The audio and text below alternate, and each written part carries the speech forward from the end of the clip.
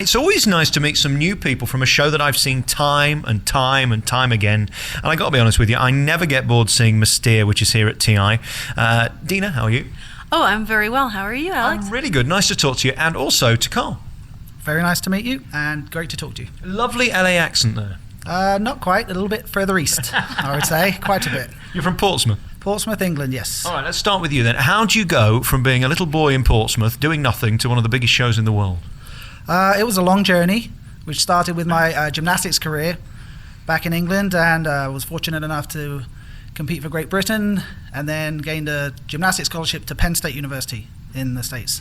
You're the coach here at Mystère, and let me tell you, this show never ceases to amaze. It is dangerous beyond the belief in our perception of the audience, and it's so precise. Your guys work so hard. How difficult is it keeping them on track day in, day out, 2 shows a night? Well, that's a constant struggle, being on the verge of calamity in each of the acts, so to speak, and constant battle keeping the cast healthy, and lots of practicing, and we have a great cast. I'd tell you why I love Mystère more than anything is the fact that it seems to be the most authentic of all the Cirque shows here on the Strip. Some have gone bigger just to prove they can be bigger. Some have gone the way of Beatles or Elvis and the new Michael Jackson shows coming soon. But this is a true circus with phenomenal talent.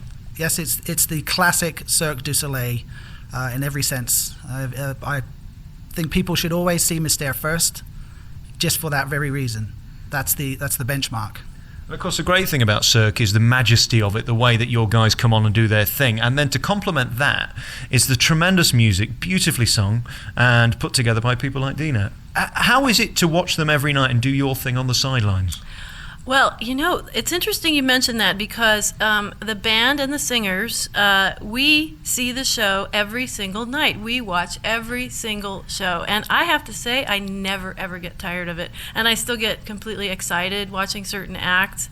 And it's very inspiring. Tell us what you do, because the way you sing is so beautiful and almost ethereal, isn't it?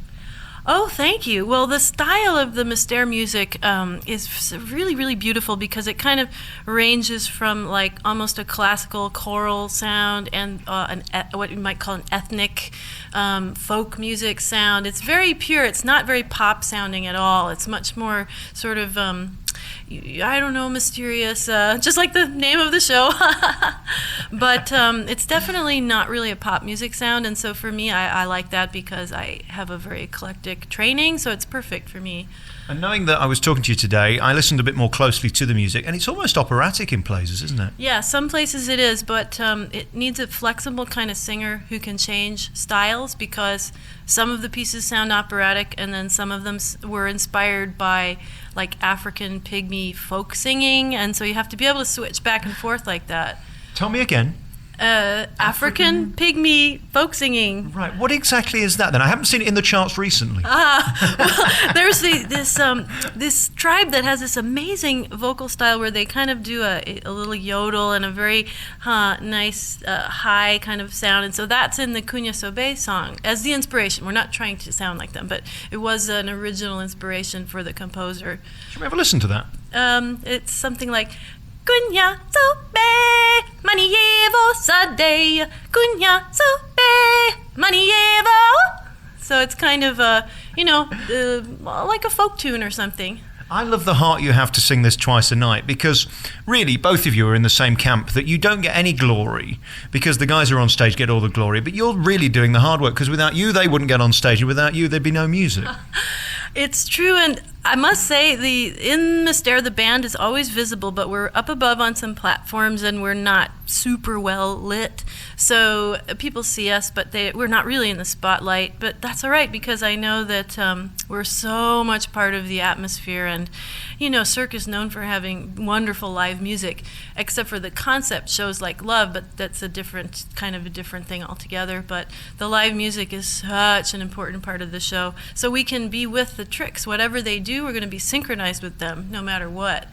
I really think that they ought to replan the show and make an announcement at the beginning that the music is live and the singing is live, because I'm not sure everybody is aware that it is, because it's so beautifully done and the sound is so perfect. Do you know what I mean? Well, thank you. And it's true, unfortunately, unless people look up there, sometimes they'll see the whole show and not realize that it's live.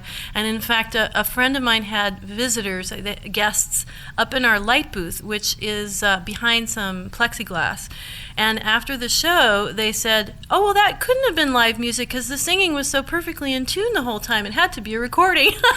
So that was a great compliment to us. And of course, your job is to make this spectacular and for nothing to go wrong, although I'm sure things do go wrong all the time because it's live. It'd almost be easier if the whole show was taped. It would make your life much easier, wouldn't it?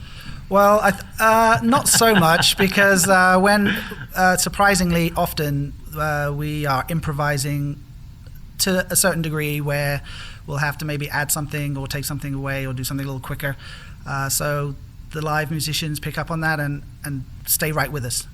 What's really interesting about this show more than any other, I think, is the places in which your cast appear, whether it be from above, from below, from the sides. There's an element of danger with the set as well. It always amazes me how everybody really has to be so aware that they can have their leg or arm chopped off at any point. You're so right. I mean, there's, of course, technological safeguards to stop that when the lifts are moving. If people are in the wrong place and they trip certain sensors, then everything will grind to a halt. But yes, when it's dark, lights are changing, there's a lot of smoke, there's holes that appear that weren't there 5 seconds ago, and the cast are running from one side of the stage to the other for their next cue or their act. It is a well choreographed scramble, so to speak. If you saw what happens backstage, you'd be quite amazed and surprised. I've said this to all the cast, and I'm repeating myself, but I almost would pay to see the show backstage more than front stage, because I'm sure it's even more interesting. It's very entertaining. A lot of the artists have their little rituals too that they perform backstage before they go out on their acts. Some of them are strange, unusual, and funny. And yes, it would be a good place to see the show. What is it like being around all these gorgeous people all the time? I mean, I just feel totally insecure. Well, sometimes in that act, the high bar act, which is near the end, and it's basically all incredibly buff guys not wearing very much, spinning around on poles right above me. And you're making this sound like a strip club. Well, I think they have a little more complicated things to do than that. But I must say, though, seriously, I enjoy being able to see the beauty of both the males and the females. I mean, everybody is just in such beautiful condition. It's very inspiring. And there's all sorts of different kinds of people, too. Everyone doesn't look the same, because they do different things in the show. So there's just all sorts of lovely characters and different qualities. Carl, you're really one of the most important people here at Mystère. If I were to take my clothes off now, could I audition? I would refer you to casting at our corporate office as the first stage, but they would require a video. Oh, no, I don't do video. No, I'll stick to radio if that's all right. The incredible thing about this is the reaction of the audience and watching them, especially when your people start messing around with them, because you're not necessarily safe in this show, are you? Nobody is really safe as a spectator. You could become part of the show. I came with a lady about 2 years ago who is very, very proud of her hair and has it done twice a week. And we were in totally the wrong seat, and she ended up with popcorn all over it. It didn't go down well. There's some people play along and are very happy to be a part of the show. And unfortunately, every now and again, there are patrons that dislike their participation. That Brian is a tease, isn't he, really? Yes, absolutely. What is it like for you coming in every day and doing it twice? Because vocally, this is a challenging score, we know that. But then to have to do it a second time, are you almost wanting to kill yourself by the end of the first show? Well, sometimes about 2/3 of the way through the second show, I feel a little bit fatigued. I'm actually more mentally fatigued than physically fatigued because, believe it or not, I'm a bit older and I've been doing this so long that I have really good stamina now vocally, so I don't get so tired. But sometimes the repetition can get a little bit, it makes you weary unless you just kind of keep the right attitude. And then I'll look at something else that I don't normally look at on stage, for example, and that'll just pep me right up. It's really great. But it definitely takes a certain kind of person to be able to do 10 shows a week, and we haven't always had singers who could handle it. It takes strength and determination, good training, and just a certain kind of attitude, I think. And also, you can't have too much personality. You've got to have an amazing voice, but you can't start ad-libbing because it literally is to the second, isn't it? Absolutely. Also, it's a duo. There are two singers, and we have solos, but we sing a lot together as a duo. So it's really not like a diva show. We're not in the spotlight, and there's not one star or something like that. I'm going to ask you both the same question finally. How many shows are there at Mystere? Because what I mean is you look one way and there's a show going on there, and you look another and there's another show going on. I mean, I've counted about 13 so far.